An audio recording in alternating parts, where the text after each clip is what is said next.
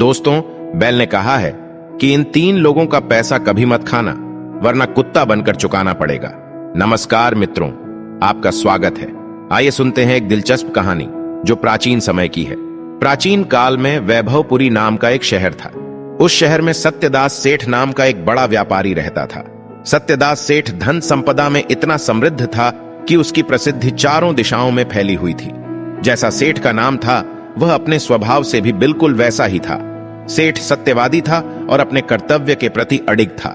सेठ के पास अकूत धन दौलत थी और उसके घर में किसी चीज की कोई कमी नहीं थी। सत्यदास सेठ के पास इतना पैसा था कि वह लोगों को ब्याज पर कर्ज देता था। उसने एक अनोखा नियम बना रखा था। वह 2 प्रकार का कर्ज देता था।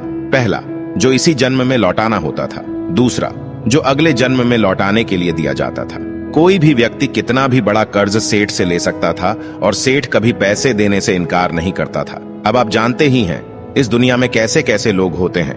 अगर किसी को यह पता चल जाए कि एक आदमी अगले जन्म के लिए भी कर्ज दे रहा है, तो उसके पास कर्ज मांगने वालों की भीड़ लगना स्वाभाविक है। ईमानदार स्वभाव के लोग इसी जन्म में लौटाने की बात कहकर कर्ज लेते थे, लेकिन जो बेईमान लोग होते थे वे अगले जन्म का बहाना बनाकर सेठ से पैसे ले जाते थे। उन लोगों का मानना था कि सेठ महामूर्ख है जो उन्हें ऐसे ही पैसे उधार में दे देता है। उन्हें लगता था लोग तो इस जन्म का कर्ज लौटाने का नाम नहीं लेते, भला अगले जन्म में कौन लौटाने आएगा।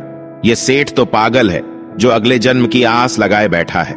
इस कारण सत्यदास सेठ के दरवाजे पर हर रोज कर्ज लेने वालों की लंबी लाइन लगी रहती थी। लोग सेठ के धैर्य और नियमों का मजाक उड़ाते, लेकिन सत्यदास सेठ फिर भी अपने नियम पर अडिग रहता था। अब तो मित्रों, अगर किसी को किसी चीज की आवश्यकता पड़ती थी तो वह फौरन सेठ के दरवाजे पर पहुंच जाता था। सेठ भी बड़ा उदार हृदय का व्यक्ति था।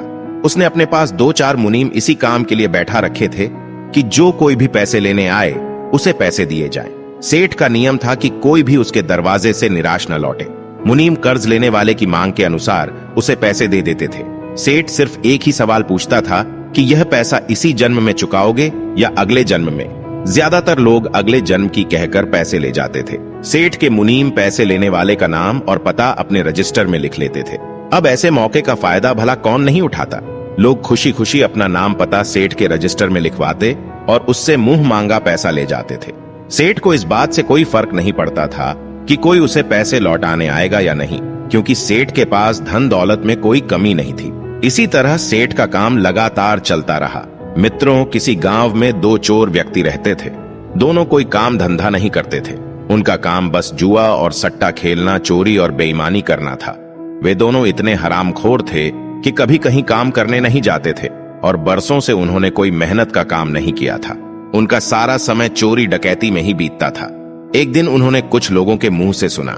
लोग कह रहे थे, अरे भाई, तुम कहां इन गरीब लोगों का धन लूटते रहते हो? तुम सत्यदास सेठ के पास क्यों नहीं चले जाते? वह तो लोगों को मुंह मांगा पैसा उधार देता है। अगर तुम्हें पैसा लौटाना है तो इसी जन्म की कहकर ले आना, और अगर नहीं लौटाना है तो अगले जन्म की कहकर पैसे ले आना। सेठ दोनों तरह से कर्ज देता है। मित्रों, सत्यदास सेठ के बारे में सुनकर वे दोनों चोर बड़े खुश हुए। उन्होंने विचार किया, इससे अच्छी बात क्या हो सकती है। जब सेठ अगले जन्म के लिए ब्याज पर पैसे उधार देता है तो क्यों ना हम भी उससे खूब सारे पैसे उधार ले लें। चलो चलते हैं, कम से कम 5-5 लाख रुपए उधार लेकर आएंगे ताकि हमारे 10 साल बड़े आराम से कट जाएं। मित्रों, इस प्रकार दोनों दोस्तों ने विचार किया। विचार करने के बाद वे दोनों सेठ के घर की ओर चल पड़े। घर वालों को उनकी कोई चिंता फिक्र नहीं थी, क्योंकि वे दोनों शुरू से ही आवारा किस्म के थे। प्रिय मित्रों, पहले पैदल चलने का जमाना था। चलते चलते वे दोनों वैभवपुरी पहुंच गए और सीधे सत्यदास सेठ के दरवाजे पर आ गए। सेठ के पास पहुंचकर वे कहने लगे, अरे सेठ जी, हमने आपका बड़ा नाम सुना है। हम पर बड़ी गरीबी आ पड़ी है। हमारे बच्चे भूख प्यास से मर रहे हैं। हमें पैसों की बहुत बड़ी आवश्यकता है। क्या हमें आपसे कुछ उधार मिल सकता है? सत्यदास सेठ ने मुस्कुराते हुए कहा, हाँ हाँ, क्यों नहीं। जितने चाहो उतने रुपए ले जा सकते हो। तुम घबराओ मत, बताओ कितने रुपए चाहिए। सेठ की बात सुनकर वे दोनों चोर मन ही मन बहुत खुश हुए। उन्होंने कहा, देखिए सेठ जी, हमें इस जन्म के लिए पैसे नहीं चाहिए। हम अगले जन्म में ही आपका कर्ज लौटा पाएंगे। सेठ ने तुरंत कहा, कोई बात नहीं, हमें कौन सा जल्दबाजी है। आप अगले जन्म के लिए ही ले जाओ। हम कब मना कर रहे हैं, बताइए तो सही, आपको कितने रुपए चाहिए। सेठ की बात सुनकर दोनों चोर और भी प्रसन्न हो गए। आपस में विचार करने के बाद वे बोले, सेठ जी, ज्यादा नहीं, बस 5-5 लाख रुपए दे दीजिए। ताकि हमारे बच्चों का पालन पोषण अच्छे से हो सके। सत्यदास सेठ ने अपने मुनीम को बुलाया और कहा, मुनीम जी, इन दोनों को 5-5 लाख रुपए दे दीजिए। मित्रों, मुनीम ने सेठ की आज्ञा का पालन किया और दोनों चोरों को 5-5 लाख रुपए पकड़ा दिए। पैसे लेकर दोनों ने उन्हें अपनी जेबों में ठूंस लिया और चल दिए। सेठ ने उनका नाम पता पूछकर अपने बही खाते में दर्ज कर लिया कि फलाने फलाने व्यक्ति ने अगले जन्म में चुकाने के लिए 5-5 लाख रुपए का कर्ज लिया है। पैसे लेकर दोनों चोर बहुत खुश हुए। वे सोचने लगे, भैया, अगला जन्म किसने देखा है? यह सेठ तो बड़ा मूर्ख निकला जो हमें इतनी बड़ी रकम उधार दे दी। अगले जन्म का तो पता नहीं, लेकिन इन पैसों से यह जन्म हमारा मजे से कट जाएगा। अब हमें जीवन भर न चोरी करने की जरूरत है, न ही जुआ खेलने की। इस प्रकार वे दोनों मन ही मन प्रसन्न होते हुए आगे बढ़ने लगे। अब मित्रों, आगे क्या होता है? पैदल चलते चलते उन्हें रात हो गई। अंधेरा गहराते ही उन्हें रास्ते में एक गांव दिखाई दिया। तब दोनों ने सोचा, क्यों ना आज की रात इसी गांव में गुजारी जाए। तभी उनमें से एक बोल पड़ा, चलो इसी गांव में रात गुजारते हैं। जब वे गांव पहुंचे तो उन्होंने रुकने की कोशिश की, लेकिन गांव के लोगों ने उन्हें देखकर कोई ध्यान नहीं दिया। दरअसल वे दोनों देखने से ही बदमाश लग रहे थे। अब चोरों को डर सताने लगा, हमारे पास इतनी बड़ी रकम है, कहीं कोई हमारे पैसों को छीन न ले। काफी सोच विचार के बाद उन्होंने गांव के बाहर रुकने का फैसला किया। गांव के बाहर एक तेली का घर था। वे दोनों तेली के घर के दरवाजे पर पहुंचे और बोले, भैया, हम तुम्हारे यहाँ आज की रात रुकना चाहते हैं। सुबह होते ही हम यहाँ से चले जाएंगे। हम तुम्हारे खाने का भी बोझ नहीं बनेंगे, बस सोने के लिए एक बिस्तर और एक चारपाई दे दो। तेली ने उन्हें घूरते हुए कहा, भाई, मेरे पास तो सिर्फ एक ही चारपाई है, लेकिन एक काम करो, मेरे तबेले में एक खाट पड़ी हुई है, वहां मेरा एक बैल और एक भैंसा बंधे हुए हैं। तुम जाओ और आराम से वहीं सो जाओ, साथ ही मेरे जानवरों की रखवाली भी कर देना। मित्रों, तेली की बात सुनकर दोनों चोरों ने सोचा कि यह भी ठीक है, आखिर कोई जगह तो मिल ही गई। उन्होंने तेली का कहा मानकर तबेले की ओर रुख किया। मित्रों, वे दोनों चोर तेली के तबेले में रुकने चले गए। जब वे दोनों मित्र वहां पहुंचे और खाट पर लेट गए, तब तेली लेकिन इधर उन दोनों को नींद नहीं आ रही थी। उनके पास बहुत सारे पैसे थे और उन्हें डर था कि कहीं कोई उनके पैसे न छीन ले, इसलिए दोनों जागते हुए आपस में बातें कर रहे थे। इस तरह बातों बातों में रात के 12 बज गए। उधर तबेले में जो भैंसा और बैल बंधे हुए थे, उनमें से भैंसा बोल उठा, अरे भाई बैल, तुम सो रहे हो या जाग रहे हो? मेरी बात ध्यान से सुनो, मेरा और तुम्हारा बस आज रात तक का ही साथ है, कल सुबह मैं तुम्हें छोड़कर चला जाऊंगा। बैल ने चौंक कर पूछा, क्या कह रहे हो भाई, तुम हमें छोड़कर क्यों जाओगे? भैंसा गहरी सांस लेकर बोला, भैया सुनो, मैंने पहले इस तेली से कर्ज लिया था और वह कर्ज मैं चुका नहीं पाया, इसीलिए मेरी यह हालत हो गई है। इस तेली ने मुझसे एक एक पैसे की वसूली ब्याज सहित कर ली है। मैंने जितना कर्ज लिया था उसका 1000 गुना इसने मुझसे वसूल किया है। आज इसने मुझे कोड़े मार मार कर बुरी हालत बना दी है, लेकिन अब मेरा कर्ज पूरा चुका चुका है। मैं इस तेली के कर्ज से मुक्त हो गया हूँ। आगे भैंसे ने अपनी बात जारी रखी और कहा, कल सुबह मैं तेली के घर एक बार चारा खाऊंगा और उसके बाद मैं यहाँ से चला जाऊंगा। अंतिम बार भोजन ग्रहण करके मैं अपना शरीर त्याग दूंगा। हे बैल भैया, हमारे साथ बस इतना ही समय लिखा था। भैंसे की बात सुनकर बैल गंभीर स्वर में बोला, भैया तुम्हारी बात तो ठीक है, तुम तो मुक्त हो गए, लेकिन अगर तुम 2-4 घंटे और रुक जाओ तो मैं भी इस तेली के कर्ज से मुक्त हो जाऊंगा। बैल ने आगे कहा, मुझे बस इस तेली की एक घानी सरसों पिरानी है, इसका कोल्हू मुझे 3 घंटे और चलाना है। उसके बाद एक कसाई आएगा, उस कसाई के पास मेरे पूर्व जन्म के पैसे बकाया थे। वह कसाई उन पैसों से मुझे खरीदेगा और यह तेली उन पैसों को ले लेगा। जैसे ही तेली अपने पैसे लेगा, मैं उसके कर्ज से मुक्त हो जाऊंगा। बैल ने गहरी आवाज में आगे कहा, भैया मैंने भी पूर्व जन्म में इस तेली से कर्ज लिया था। इस तेली ने मुझसे कर्ज का अधिकांश हिस्सा कोल्हू चलवाकर वसूल कर लिया है। बाकी बचे हुए पैसे वह कसाई चुकाएगा। फिर मैं थोड़ी दूर उस कसाई के साथ चलूंगा और उसके बाद मैं यह शरीर छोड़ दूंगा। मित्रों, जब उन दोनों मित्रों ने यह बात सुनी तो वे सोचने लगे, ये क्या अजीब बात है, हमें इस घटना को ध्यान से देखना चाहिए। मित्रों, जब प्रातः काल हुआ और सूरज निकल आया तो तेली तबेले में आया। तेली ने आकर भैंसे के लिए चारा डाल दिया। भैंसे ने चारा खाया और चारा खाने के बाद वह वहीं जमीन पर गिर गया। उसके प्राण पखेरु उड़ गए। मित्रों, जब भैंसा मर गया तो तेली बहुत दुखी हुआ और रोते हुए बोला, हाय मेरा भैंसा मर गया, ये तो मेरा सहारा था। उधर दोनों चोर यह घटना देखकर आपस में विचार करने लगे, अरे भाई बात तो बिल्कुल सही निकली, जैसा हमने रात को सुना था वैसा ही हुआ। इसका मतलब भैंसे ने सच में तेली से कर्ज लिया था। अब सवाल यह है कि क्या यह बैल भी मरेगा? चलो इसे भी देखते हैं। दोनों चोर वहीं रुककर ध्यान से सब कुछ देखने लगे। इधर तेली ने बैल को कोल्हू में लगाया और उससे लगातार 4 घंटे तक सरसों पिरवाई। कुछ देर बाद वहां एक कसाई आ पहुंचा। कसाई ने तेली से पूछा, अरे भाई, क्या तुम यह बैल बेचोगे? तेली ने जवाब दिया, हाँ क्यों नहीं, मैं यह बैल बेच दूंगा। कसाई ने कहा, तो बताओ कितने पैसे लोगे? तेली ने बैल की जो कीमत बताई, कसाई ने बिना कोई बहस किए उतने ही पैसे देकर बैल को खरीद लिया और बैल को लेकर वहां से चल पड़ा। उधर दोनों चोर फिर से आपस में कहने लगे, देख भाई, बैल ने कहा था कि कसाई आएगा और वहीं उसे खरीदेगा। कसाई आ भी गया और बैल को खरीद कर ले गया। अब चलो इसके पीछे पीछे चलते हैं और देखते हैं कि बैल कहां और कब मरेगा। दोनों चोर कसाई का पीछा करने लगे। कुछ दूर चलते चलते जब कसाई गांव की सीमा के बाहर पहुंचा तो अचानक वह बैल लड़खड़ाकर जमीन पर गिर पड़ा। उसके प्राण पखेरु उड़ गए। मित्रों, यह दृश्य देखकर दोनों चोरों के पैरों तले जमीन खिसक गई। वे एक दूसरे से कहने लगे, भैया, बात बिल्कुल सच निकली। जैसा भैंसे ने कहा था वैसा ही हुआ। भैंसे ने तेली से कर्ज लिया था, इसलिए उसे इस जन्म में भैंसा बनकर तेली का कर्ज चुकाना पड़ा और बैल भी तेली से कर्जदार था। जब वह पूर्व जन्म में मनुष्य रहा होगा तब उसने तेली का पैसा लिया था। अब उसने भी अपना कर्ज चुका दिया। फिर दोनों ने चिंता भरे स्वर में कहा, इससे तो यह सिद्ध होता है कि अगर कोई किसी का पैसा खाता है और नहीं लौटाता तो उसे अगले जन्म में बैल या भैंसा बनकर वह कर्ज चुकाना पड़ता है।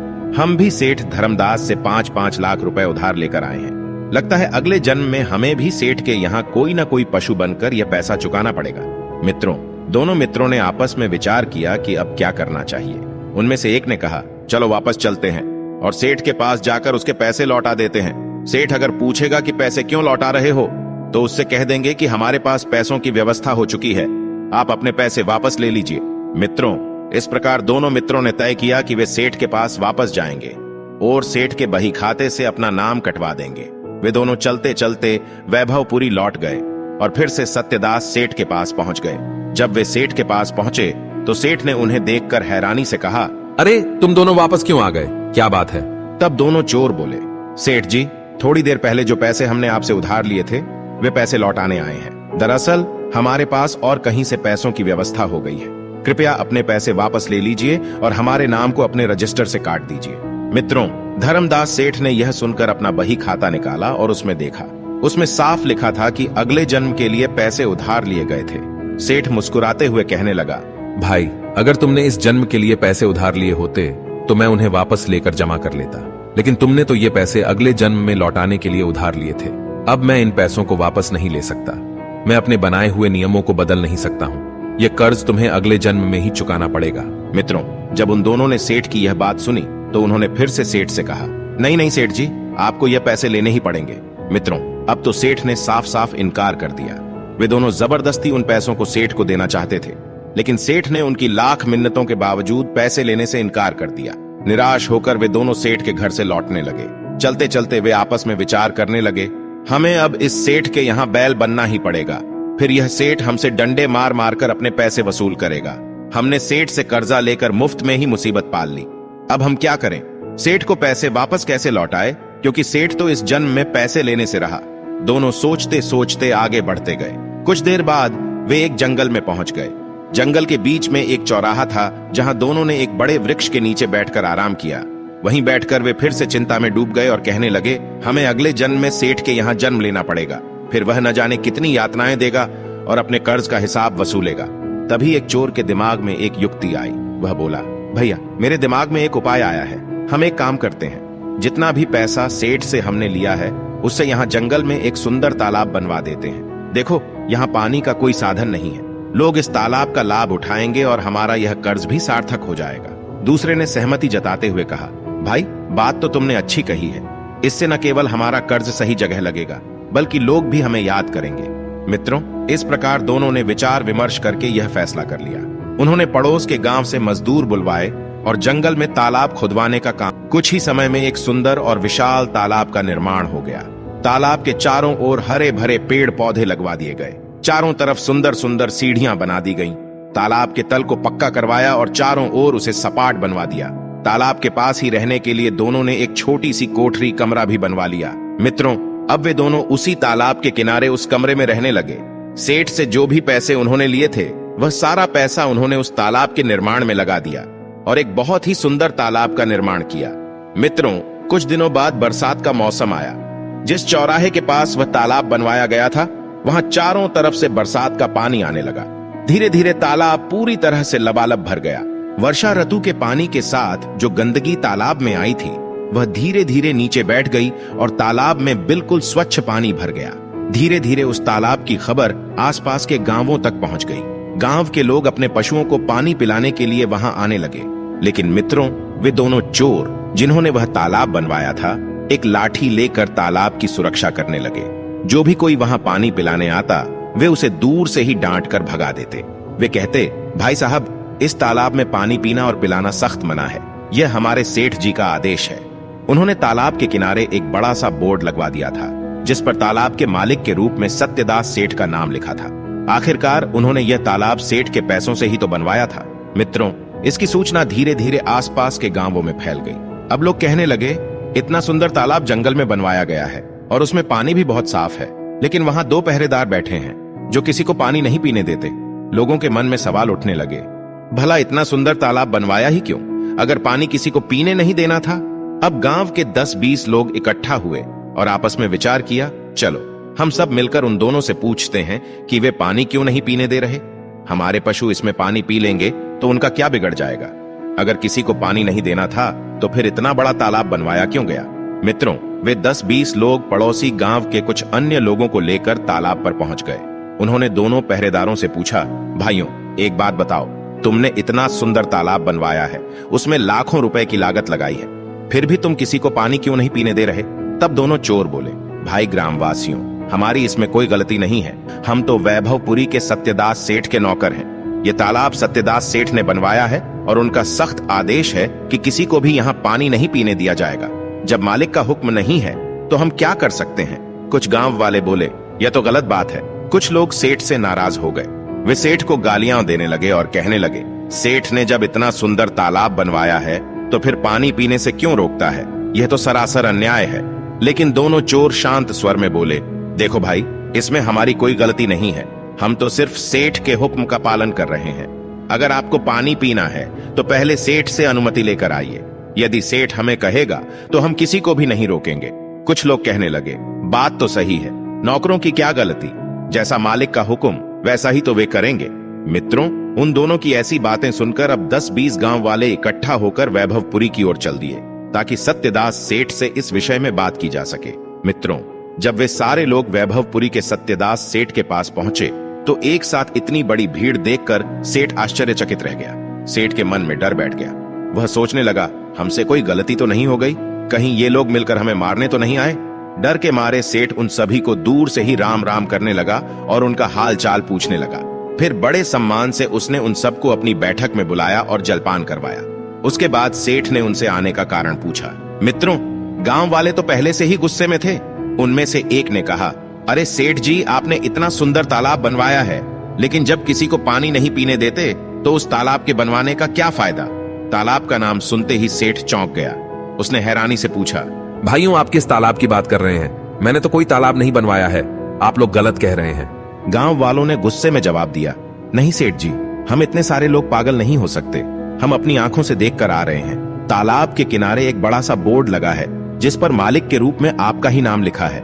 वहीं पर आपके नाम का बीजक भी लगा है और आपने 2 नौकर वहां बैठा रखे हैं। वे दोनों किसी को पानी नहीं पीने दे रहे। सेठ चकित होकर बोला, अरे भाई, मैंने तो ऐसा कोई तालाब नहीं बनवाया है। जो तालाब मैंने बनवाए हैं उन पर तो लोग हमेशा से ही पानी पीते आए हैं। मेरे किसी भी तालाब पर पानी पीने की मनाही नहीं है। गांव वाले बोले, सेठ जी, वह तालाब आपका ही है।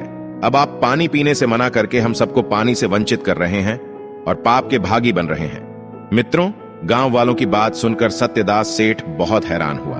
उसने गहरी सांस लेते हुए कहा, चलो मैं स्वयं चलकर देखता हूं कि आखिर यह मामला क्या है। मित्रों, अब तो सेठ सत्यदास स्वयं ग्रामीणों के साथ चल दिए और उस तालाब पर पहुंच गए। जब सेठ ने दूर से उस तालाब को देखा तो वह सचमुच बेहद सुंदर बना हुआ था। चारों ओर पक्की दीवारें थीं, बड़ी बड़ी सीढ़ियां और सुंदर घाट बने हुए थे। पशुओं के चढ़ने उतरने के लिए भी अच्छी व्यवस्था की गई थी। सेठ ने देखा कि 2 लोग लाठी लेकर उस तालाब की रखवाली कर रहे थे। फिर उसकी नजर तालाब के किनारे लगे बोर्ड पर पड़ी जिस पर साफ साफ लिखा था, तालाब के निर्माणकर्ता वैभवपुरी के सत्यदास सेठ। यह पढ़कर सेठ हैरान रह गया। सेठ ने उन दोनों पहरेदारों को अपने पास बुलाया और गुस्से से पूछा, भाई, तुम लोग यहाँ इस तालाब से लोगों को पानी क्यों नहीं पीने दे रहे? और यह तालाब मेरे नाम से क्यों बनवाया है? मेरे नाम पर तालाब बनवाकर और लोगों को पानी से वंचित रखकर मुझे क्यों पाप का भागी बना रहे हो, जबकि मैंने तो यह तालाब बनवाया ही नहीं है। मित्रों, वहां मौजूद गांव वाले भी इस पूरी बात को ध्यान से सुन रहे थे। दोनों चोर सेठ के सामने हाथ जोड़कर बोले, सेठ जी, हम आपसे 10 लाख रुपए उधार लेकर आए थे। आपने हमें वह पैसे अगले जन्म में लौटाने के लिए दिए थे, लेकिन जब हम घर पहुंचे ही नहीं तो हमें चिंता सताने लगी। फिर हम वापस आकर आपके पास आपके पैसे लौटाना चाहते थे। उनमें से एक चोर आगे बोला, लेकिन सेठ जी, आपने साफ मना कर दिया था। आपने कहा था कि अगले जन्म के पैसे आप इस जन्म में वापस नहीं लेंगे। अब बताइए हम क्या करते। हमारे मन में यह विचार आया कि क्यों ना उन पैसों से इस तालाब का निर्माण करवा दिया जाए।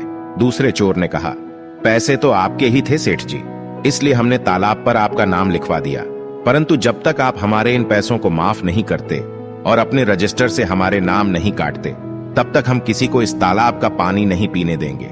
सेठ यह सुनकर अवाक रह गया। गांव वाले भी हैरानी से सब कुछ देख और सुन रहे थे। दोनों चोरों ने स्पष्ट कहा, सेठ जी, जब तक आप इन पैसों को माफ नहीं करोगे, लोग आपको ही कोसेंगे। हजारों लोगों की बद्दुआ आपके हिस्से में आएगी, क्योंकि यह पैसा तो आपका था। लेकिन अगर आप इन पैसों को माफ कर देते हो और हमारे नाम रजिस्टर से काट देते हो, तो चाहे जो भी आए वह यहाँ पानी पी सकता है, हमें कोई आपत्ति। उन्होंने कड़कते स्वर में कहा, लेकिन अगर आपने पैसे माफ नहीं किए तो फिर पानी तो छोड़िए, हम किसी को इस तालाब को हाथ भी लगाने नहीं देंगे। मित्रों, यह सब सुनकर सेठ सत्यदास भी बड़ा चकित हुआ। वह सोचने लगा कि इन दोनों ने तो बड़े दिमाग से काम लिया है। इस बीच गांव वाले बोल उठे, सेठ जी, ये दोनों बहुत अच्छे आदमी हैं।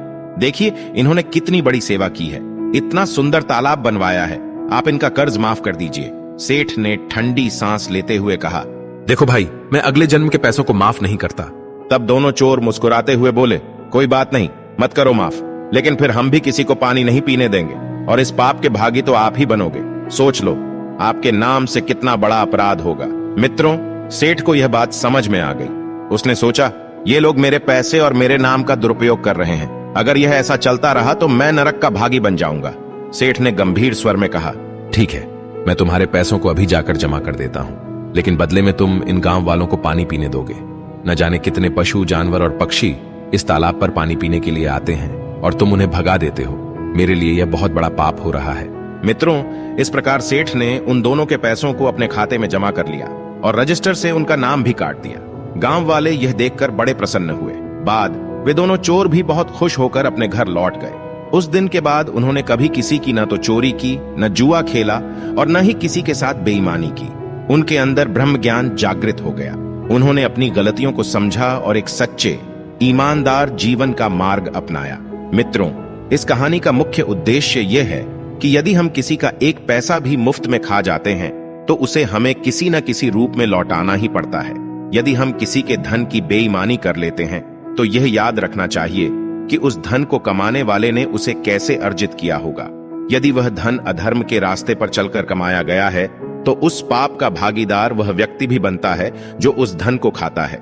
मित्रों, बेईमानी का धन खाने वाला दूसरे के पाप भी अपने ऊपर ले लेता है और उस धन को उसे 1000 गुना ज्यादा करके किसी न किसी रूप में चुकाना ही पड़ता है। यदि आप यह सोचकर बैठ जाएं कि हमें वह पैसा नहीं लौटाना है, तो यह निश्चित मान लें कि आपको उसका दंड भुगतना पड़ेगा। जिस व्यक्ति का धन आप खा रहे हैं, एक दिन आपको उसके यहाँ भैंसा या बैल बनना पड़ेगा। इसका मतलब यह है कि किसी न किसी रूप में वह पैसा आपसे वसूल किया जाएगा। परमात्मा की अदालत में न तो कोई गलती होती है, न रिश्वत चलती है और न ही घमंड। वहां पापी को उसके कर्मों का दंड अवश्य मिलता है। मित्रों, आपसे मेरा निवेदन है कि किसी का एक पैसा भी मत खाइए। यदि कोई आपका पैसा खा ले तो उसे भूल जाइए, लेकिन खुद हमेशा ईमानदारी से जीवन बिताइए। यदि आपने किसी के पैसे खाए हैं या आपकी नीयत खराब हुई है तो यह निश्चित मानिए कि आपको वह पैसा ब्याज सहित लौटाना ही पड़ेगा। पाप का धन भले ही साधन संपन्न बना दे, लेकिन वह सुख चैन छीन लेता है, आंतरिक खुशी नष्ट कर देता है और एक दिन ऐसे मूर्ख व्यक्ति का पतन हो जाता है। 3 प्रकार के धन कभी मत खाइए: चोरी, बेईमानी और ठगी का पैसा, मंदिर या देवस्थान पर चढ़ा हुआ पैसा और रिश्वत का पैसा। जो इन 3 प्रकार के धन का सेवन करता है उसका सर्वनाश होना निश्चित है। कुछ लोग यह सोचते होंगे कि हम तो 20 साल से ऐसा कर रहे हैं, हमारा तो कुछ नहीं बिगड़ा। लेकिन मित्रों, निश्चित रूप से आपका विनाश होगा। यदि इस जन्म में नहीं तो अगले जन्म में जरूर होगा। हिसाब देना ही पड़ता है। मित्रों, मैं उम्मीद करता हूं कि इस कहानी से आपको दुनिया की सबसे बड़ी सीख मिली होगी। सदैव सत्य और ईमानदारी के मार्ग पर चलें। उम्मीद है आपको यह कहानी पसंद आई होगी। यदि कहानी पसंद आई हो तो वीडियो को लाइक करके कमेंट बॉक्स हर हर महादेव जरूर लिखें और इसी के साथ यह प्रण भी ले कि आप किसी का पैसा नहीं जाएंगे और अपना जीवन ईमानदार रहकर नैतिकता के साथ व्यतीत करेंगे। तो मित्रों, भविष्य में ऐसी ही ज्ञानवर्धक कहानियां सुनने के लिए हमारे चैनल 18 पुराण को सब्सक्राइब जरूर करें और वीडियो को लाइक करना ना भूलें, क्योंकि आपका एक एक लाइक हमारे लिए अत्यंत महत्वपूर्ण है। कहानी को पूरा सुनने के लिए आपका धन्यवाद।